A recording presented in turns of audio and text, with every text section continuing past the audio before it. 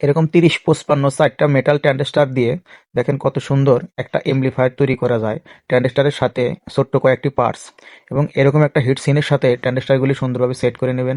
4টা ট্রানজিস্টরের কালেক্টর এরকম একটা ওয়্যার দিয়ে ঝালাই করে নেবেন।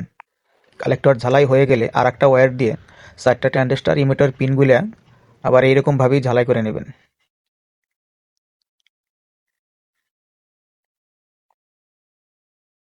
ইমিটারে ঝালাই হয়ে গেলে 150 ওহমসের 4টা রেজিস্ট্যান্স লাগবে।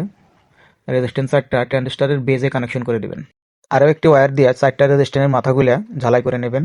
ঝালাই হয়ে গেলে রেজিস্ট্যান্সের মাথার বাড়তি অংশটা কেটে ফেলে দেবেন। 2222 একটা ট্রানজিস্টর দিয়ে ট্রানজিস্টরের ইমিটার কানেকশন করে নেবেন। একটা 1 মেগা রেজিস্ট্যান্স দিয়ে কানেকশন করে নেবেন। একটা 47/16 ভোল্ট ক্যাপাসিটার লাগায় নেবেন। 150 ওহমসের একটা রেজিস্ট্যান্স লাগায় নেবেন। তারপরে একটা ভলিউম লাগায় নেবেন 10K। ভলিউমের মাঝখানের পিন অডিও ইনপুট ঝালাই করে নেবেন। করবেন গ্রাউন্ড ঝালাই দিবেন, গ্রাউন্ড ভলিউমে লাগিয়ে নেবেন, অডিও ইনপুট ঝালাই করে নেবেন। তারপরে স্পিকারের লাইন দেবেন। এখন ভোল্টেজের কানেকশনগুলো করবেন। 12 ভোল্ট এখানে কানেকশন করে দেবো, পজিটিভ কানেকশন, নেগেটিভ কানেকশন। এখন স্পিকারের লাইনটা দিয়ে দেবেন। 12 ভোল্ট ভোল্টেজটা কানেকশন করে নেবেন। কানেকশন করে অডিওটা ইনপুট করে নেবেন। দেখেন কত সুন্দর সাউন্ডটা চলে আসছে। ভিডিওটা যদি ভালো লাগে শেয়ার দিয়ে অন্যজনকে দেখার মতো সুযোগ করে দিবেন। ধন্যবাদ সবাইকে।